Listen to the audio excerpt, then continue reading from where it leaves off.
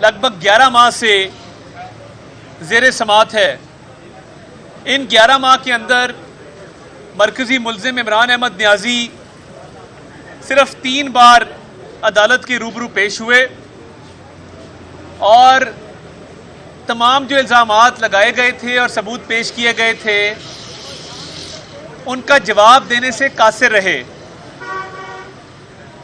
اب بھی جب کیس اپنے حتمی مراحل میں داخل ہو چکا ہے، راہ فرار اختیار کرنے کی بھرپور کوشش کی جا رہی ہے اور کوشش کی جا رہی ہے کہ کسی قسم کے سوال کا کوئی جواب نہ دینا پڑے، یہ نہ بتانا پڑے کہ توشہ خانہ سے تحائف کیوں لیے تھے، یہ نہ بتانا پڑے کہ جو تحائف بلیک مارکیٹ میں بیچ کے کروڑوں اربوں روپے کمائے وہ پیسہ کہاں گیا، یہ نہ بتانا پڑے کہ توشہ خانہ کے تحائف ڈکلیئر کیوں نہیں کیے، یہ نہ بتانا پڑے کہ توشہ خانہ کے تحائف بیچ کے جو رقوم حاصل کی گئی تھی وہ رقوم جس اکاؤنٹ میں جمع کروائی گئی وہ تحفوں کی اصل قیمت کے ساتھ مطابقت کیوں نہیں رکھتی۔ کوئی ایک جرم نہیں ہے، نیازی صاحب کے جرائم کی فہرست بہت طویل ہے اور اتنی طویل ہے کہ 11 ماہ انہوں نے آئیں بائیں شائیں کرنے میں گزار دیے، عدالت کے دائرہ اختیار کو چیلنج کرتے ہوئے، عدالت کے دائرہ اختیار کے ساتھ ساتھ ٹرائل جج پہ عدم اعتماد کرتے ہوئے، ٹرائل کورٹ سے کبھی ہائی کورٹ، ہائی کورٹ سے کبھی سپریم کورٹ، سپریم کورٹ سے کبھی واپس ہائی کورٹ۔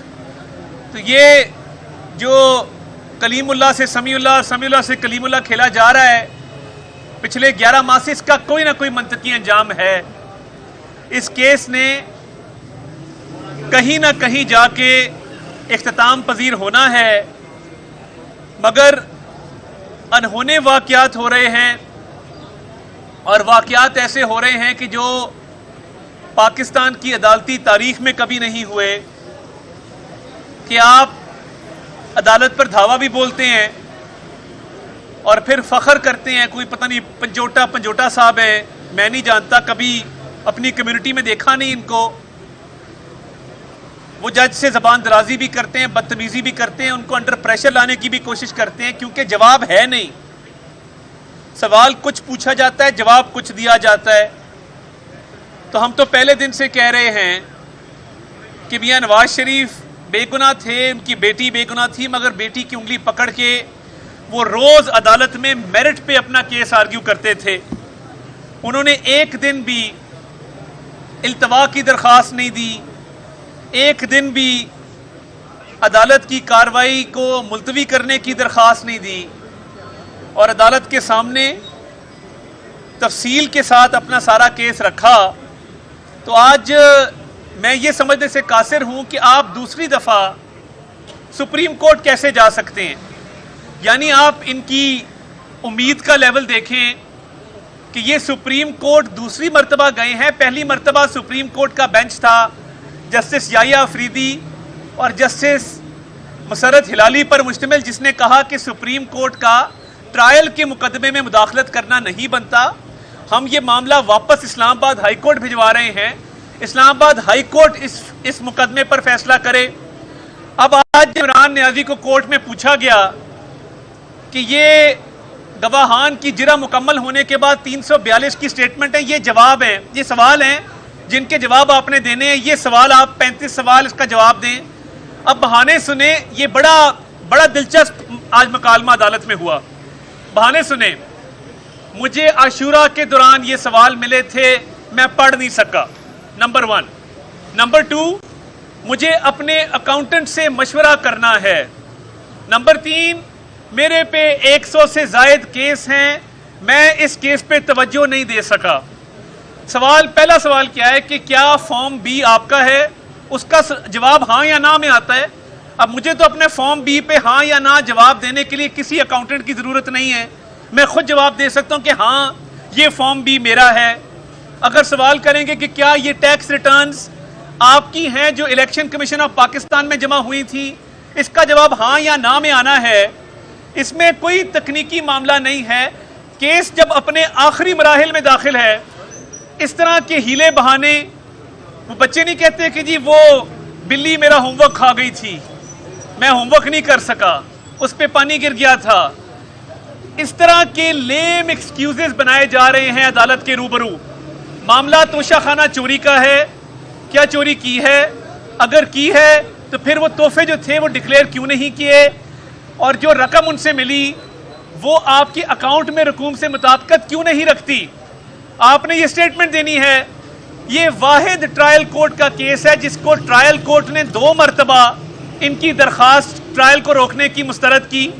اس کے بعد اسلام آباد ہائی کورٹ نے 2 مرتبہ ٹرائل روکنے کی سزا مسترد کی.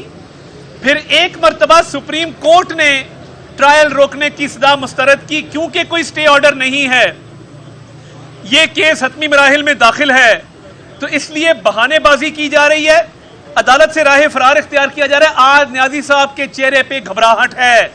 کہا کرتے تھے گھبرانا نہیں ہے, شدید گھبراہٹ ہے. آج جواب دینے کو کوئی نہیں ہے. آج بہانے کیے جا رہے ہیں کہ مجھے تو کل سوال نامہ ملا, میں تو اکاؤنٹنٹ سے بات نہیں کر سکا, میں تو فلاں نہیں کر سکا, میں تو دھمکا نہیں کر سکا. کیا آپ کو پتا نہیں تھا کہ 11 ماہ سے یہ کیس چل رہا ہے؟ آپ کو سپریم کورٹ جانا آج یاد آیا, اور میں حیران ہوں کہ بشیر کی, احمد کی, بوٹے کی درخواست پہ تو نمبر الاٹ نہیں ہوتا سپریم کورٹ میں. تو یہ کیسی درخواست ہے کہ صبح آئی ہے اور دوپہر کو نمبر الاٹ ہو گیا؟ اب یہ تمام نظریں انہوں نے سپریم کورٹ کی طرف لگائی ہیں. اس میں اس کا قصور نہیں ہے. جس ملزم کو جسمانی ریمانڈ کے دوران رہائی مل جائے سپریم کورٹ سے, اس کا تو بار بار دل کرے گا, اس کا جی چاہے گا کہ مجھے روز روز ایسی عنایات کرامات میرے پر ہوں, مجھے روز بلایا جائے اور کہا جائے گڈ ٹو سی یو, کیا خوب لگ رہے ہیں, کہاں سے آ رہے ہیں, ٹرائل کورٹ سے آ رہے ہیں, جائیں معاف کیا. اس طرح کا معاملہ نہیں ہوگا. ٹرائل کورٹ کو بار بار روکنا, بہانے بازی کرنا, جواب نہ دینا. اب آپ کی 342 کی سٹیٹمنٹ ہے جو تمام گواہان کے بیانات قلم بند ہونے کے بعد, دونوں سائیڈوں کی جرح مکمل ہونے کے بعد ملزم کو موقع دیا جاتا ہے کہ وہ اپنی صفائی میں کچھ کہے. اگر آپ کے پاس صفائی میں کہنے کو کچھ نہیں ہے بہانوں کے علاوہ, تو پھر تو یہ کیس ختم ہو جانا چاہیے اور کوئی نہ کوئی فیصلہ اس کا ہو جانا چاہیے. ورنہ اس کا انجام بھی وہی ہوگا کہ 6 سال فورن فنڈنگ کا کیس چلا.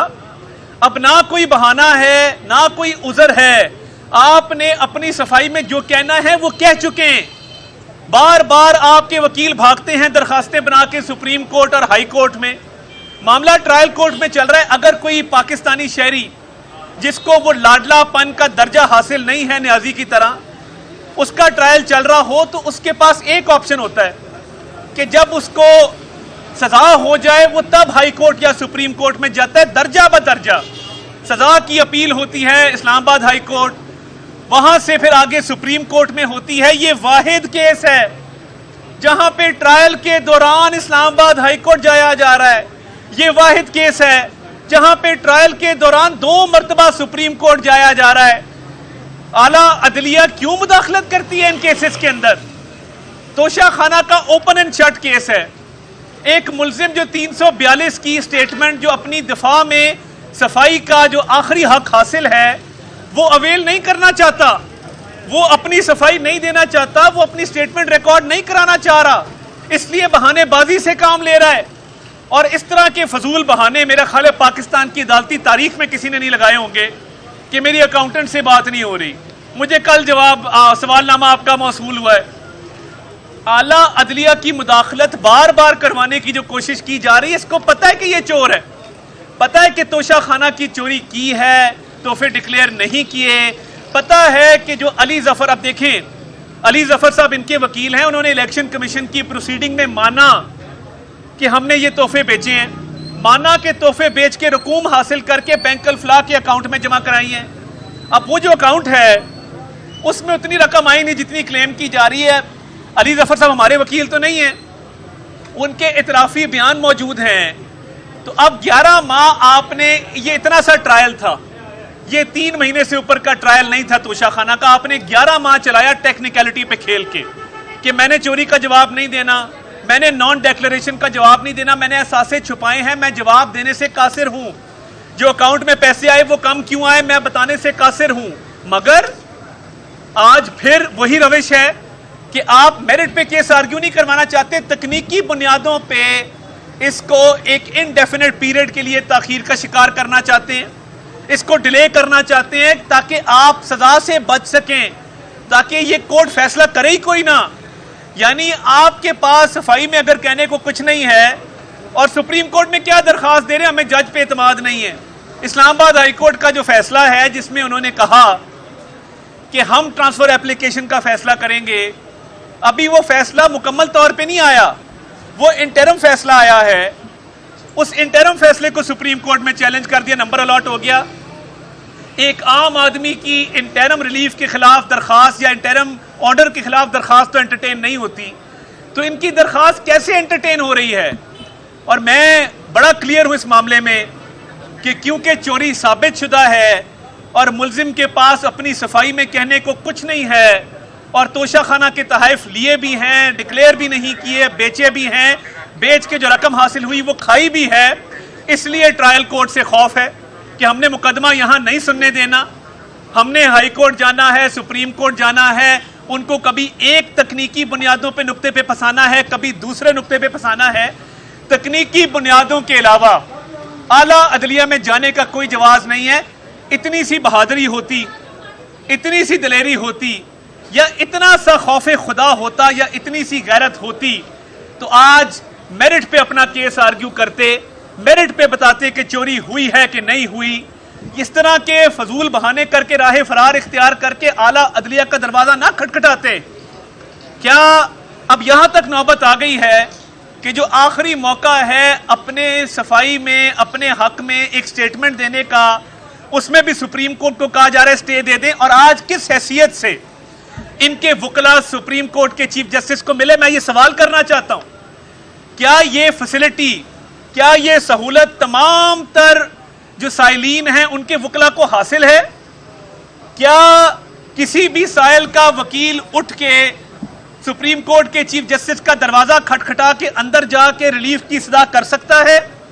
کیا اس کورٹ میں موجود تمام سائلین ان کو کہا جائے کہ وہ اپنے وکلا کو کہیں کہ آؤ سپریم کورٹ چلیں اور چیف جسٹس سے ٹائم مانگیں اور چیف جسٹس سے مداخلت کی درخواست کریں؟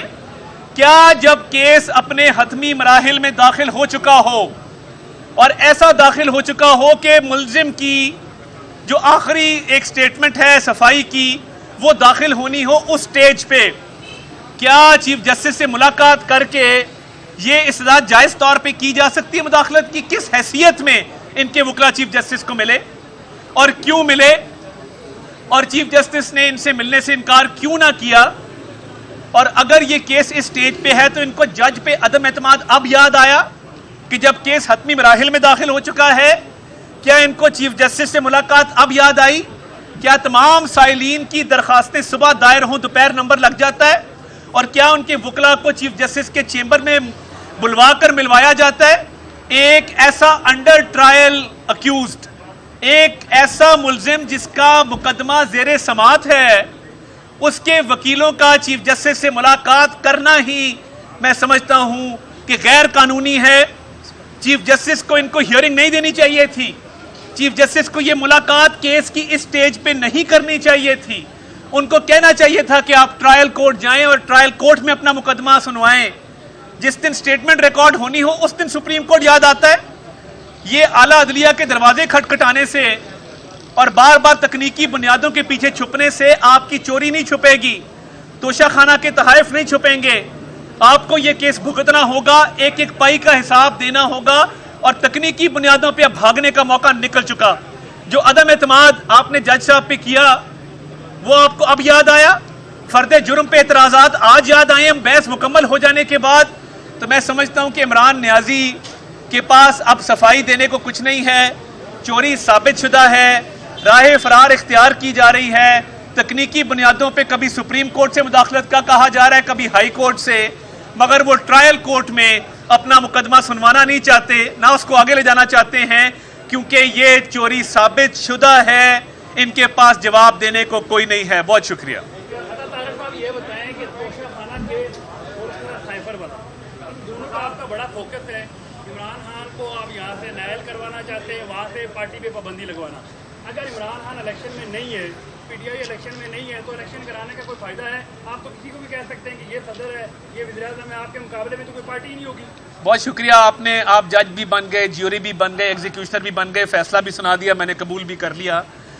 जवाब इसका ये है कि मैंने तो नहीं कहा था कि अपनी बीवी को कहें कि मलिक रियाज से 5-5 कैरेट की अंगूठियां मांगे और कहे ये डायमंड छोटा है, बड़ा डायमंड चाहिए। मैंने तो नहीं कहा था कि जलसे में साइफर ले जाएं और ऑफिशियल सीक्रेट्स एक्ट की खिलाफ वर्जी करें। बात ये है एक शख्स आज कत्ल कर दे और आपके इसको कत्ल की सजा ना दो क्योंकि ये पार्टी का एक सरबराह है, इसको सजा नहीं मिलनी चाहिए। भाई तोशा खाना की चोरी है, अगर आप समझते हैं कि इसकी सजा ना हो और इस केस में फोकस ना किया जाए, साइफर में ऑफिशियल सीक्रेट्स एक्ट की वायलेशन है, कलभूषण पे भी वही एक्ट लगता है, तो फिर इसका मतलब है कि आपका कहने का मकसद हुआ कि कलभूषण को भी छोड़ दिया जाए और किसी पे कोई केस इस मुल्क में ना चलाया जाए। पार्टी के बैन पे ना कोई फैसला हुआ है। आप लुकमा ले लें सवाल के ज़िमनी सवाल का, हो गया।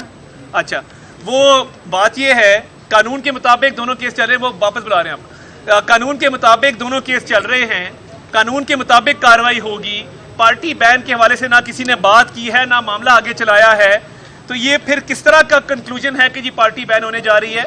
एक बंदा आज कत्ल करता है, उसको इसलिए सिर्फ ना पकड़ा जाए कि उसने इलेक्शन में जाना है, तो फिर ठीक है सबको असले का लाइसेंस भी दे दें, कत्ल का लाइसेंस भी दे दें, सारे मारते फिरें एक दूसरे को। थैंक यू, बहुत शुक्रिया।